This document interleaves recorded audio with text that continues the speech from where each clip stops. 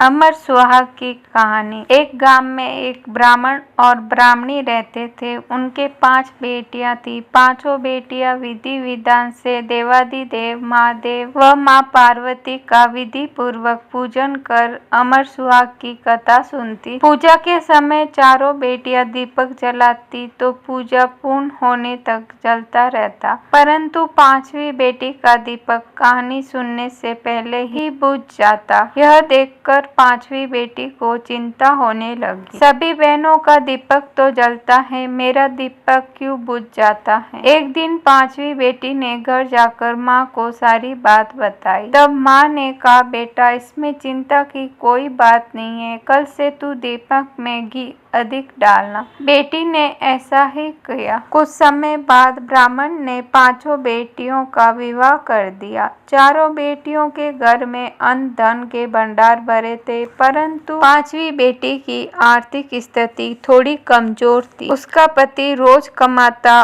और रोज खाता, परंतु 5वीं बेटी संतोषी व समझदार थी, कभी किसी से शिकायत नहीं करती थी। विवाह के बाद भी महादेव माँ पार्वती का पूजन करती थी। एक दिन उसका पति कम लकड़ियां लेकर आया तो उसने पूछा, क्या हुआ, आज लकड़ी कम क्यों लाए हो। पति ने कहा, आज मेरी तबीयत खराब है, मुझे बुखार है। दूसरे दिन लड़की ने पति से कहा, आज आपकी तबीयत ठीक नहीं है, आज मैं भी आपके साथ चलूंगी। उसने सास ससुर से आज्ञा लेकर पति के साथ चल पड़ी। जंगल में पति की तबीयत खराब हो गई और पति बेहोश होकर गिर पड़ा। जंगल में अकेली थी, दूर दूर तक कोई मदद के लिए नहीं था। वह अपने पति का सिर गोद में रखकर विलाप करने लगी। रोते रोते शिव पार्वती को पुकारने लगी। उसी समय उधर से शिवजी और पार्वती पृथ्वी पर भ्रमण करते हुए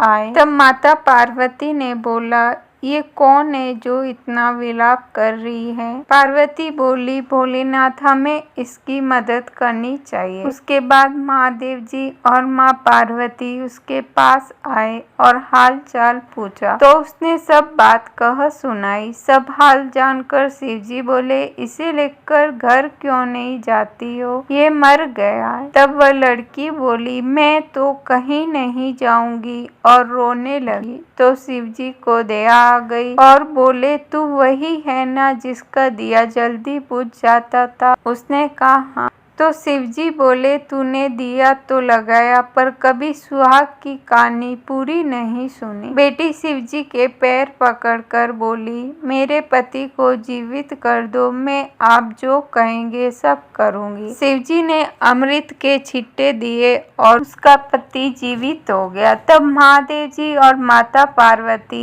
अंतर ध्यान हो गए। उसका पति अंगड़ाई लेता बैठ गया और बोला, मुझे बहुत नींद आई। पत्नी बोली, ऐसी नींद दुश्मन को भी नहीं आवे, चलो अपने घर चलो, मुझे सुहाग का उद्यापन करना है। उद्यापन में 5 स्टील की कटोरियां, 5 चूड़े, मौली, सिंदूर, बिंदी, काजल, ब्लाउज पीस, श्रद्धा पूर्वक सुहाग सामग्री व रुपए 5 कटोरों में रखकर मंदिर या ब्राह्मणों को देवे। स्टील के कटोरे में सभी सुहाग सामग्री व रुपए, ब्लाउज पीस महादेव के मंदिर में चढ़ाए व एक स्टील के दीपक में बत्ती व घी डालकर महादेव के ज्योति जलावे। बचे हुए 4 कटोरी और सुहाग सामग्री बहन बेटियों को या ब्राह्मणों को दे सकते हैं। उसने घर आकर विधि विधान से उद्यापन किया। उसकी सारी परेशानी दूर हो गई। घर में ठाट बाट हो गए और दोनों पति पत्नी संतान के साथ सुखपूर्वक रहने लगे। उसको महादेव जी ने आशीर्वाद दिया कि जो कोई सुहागन स्त्री श्रद्धा भक्ति से